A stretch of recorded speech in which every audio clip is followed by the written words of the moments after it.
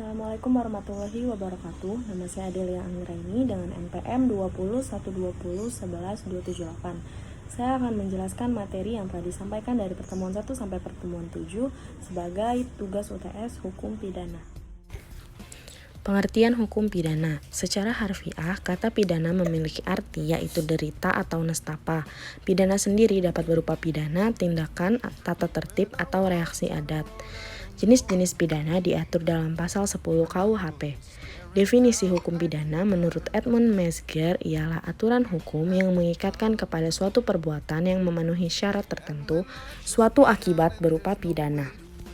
Jenis-jenis hukum pidana. Pertama, material.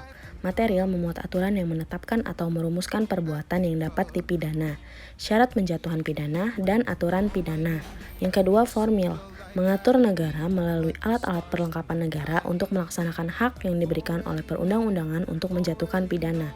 Yang ketiga, pelaksanaan pidana. Mengatur pelaksanaan keputusan pengadilan atau vonis yang telah berkekuatan tetap atau inkrah van gewicht. Fungsi hukum pidana. Yang pertama, fungsi umum mengatur hidup kemasyarakatan atau menyelenggarakan tata kehidupan dalam masyarakat. Dua, fungsi khusus melindungi kepentingan hukum dari perbuatan yang hendak memperkosa atau melanggarnya dengan sanksi pidana yang sifatnya lebih tajam dibanding dengan sanksi pidana yang terdapat pada cabang hukum lainnya. Fungsi primer sebagai sarana dalam penanggulangan kejahatan atau sarana kontrol sosial atau pengendalian masyarakat. Fungsi sekunder, kontrol sosial yang dilaksanakan secara spontan atau dibuat negara dengan alat perlengkapannya. Fungsi subsidier, usaha melindungi masyarakat dari kejahatan hendaknya digunakan upaya lain terlebih dahulu. Pidana dan pemidanaan. Menurut Sudarto, pidana ialah penderitaan yang sengaja dibebankan pada orang yang melakukan perbuatan yang memenuhi syarat tertentu. Pada hakikat pidana, pengenaan derita atau nestapa sebagai wujud pencelaan sehubungan terjadinya tindak pidana berdasarkan hukum yang berlaku. Tujuan pidana menurut G. Peter Hofnagels ialah untuk penyelesaian konflik mempengaruhi para pelanggar dan orang-orang lain ke arah perbuatan yang kurang lebih sesuai dengan hukum. Teori pemidanaan yang pertama, retributif. Pidana dijatuhkan semata-mata karena orang telah melakukan kejahatan. Dijatuhkan sebagai balasan terhadap pelaku kejahatan. Utilitarian.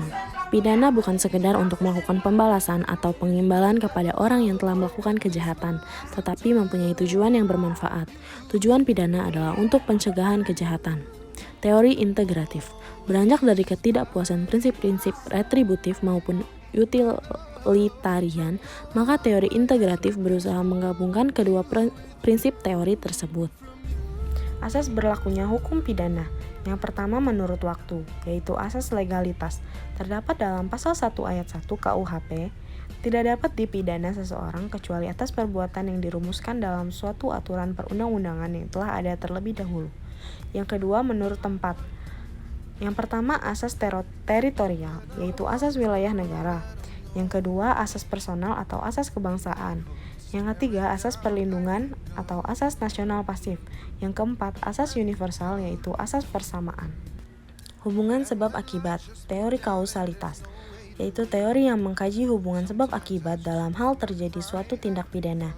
Teori ini dimaksudkan untuk menentukan hubungan objektif antara perbuatan manusia dengan akibat yang tidak dikehendaki undang-undang. Dalam mencari sebab akibat tindak pidana terdapat beberapa teori, diantaranya teori ekuivalensi. Tiap-tiap syarat sama nilainya. Jika suatu syarat tidak ada, maka akan lain akibatnya. Dalam hukum pidana, teori ini sulit diterima karena menyamaratakan antara sebab dengan syarat. Teori individualisasi. Menurut Traeger, dari semua peristiwa yang terjadi, hanya diberi satu peristiwa saja yang harus dianggap sebagai sebab daripada akibat itu. Yang ketiga, teori generalisasi. Mendasarkan penelitiannya pada fakta sebelum tindak pidana terjadi. Sehingga teori ini dicari sebab yang dibuat sama untuk timbulnya akibat yang bersangkutan. Orang dan pertanggungjawaban pidana. Orang adalah pelaku tindak pidana yang dapat dituntut di muka pengadilan dan dijatuhkan pidana. Hukum pidana dikenal dengan asas kesalahan, yaitu tiada pidana tanpa kesalahan. Kesalahan sebagai pengertian hukum. Menurut Mesger, yaitu keseluruhan syarat yang memberi dasar untuk adanya pemetaan pribadi terhadap si pembuat tindak pidana. Unsur-unsur kesalahan. Yang pertama, kemampuan bertanggung jawab. Tidak mungkin seseorang dapat dipertanggungjawabkan dalam hukum pidana apabila ia tidak mampu bertanggung jawab. Beberapa penyakit jiwa yang disebut tidak mampu bertanggung jawab, diantaranya kleptomani, piromani, dan klaustrofobi. Yang kedua, kesengajaan. Hubungan batin antara pelaku terhadap perbuatannya yang dicelakan kepada pelaku tersebut. Yang ketiga, kealpaan merupakan bentuk kesalahan yang lebih ringan dari kesengajaan, tetapi bukan kesengajaan yang ringan. Sekian video penjelasan dari saya. Terima kasih. Wassalamualaikum warahmatullahi wabarakatuh.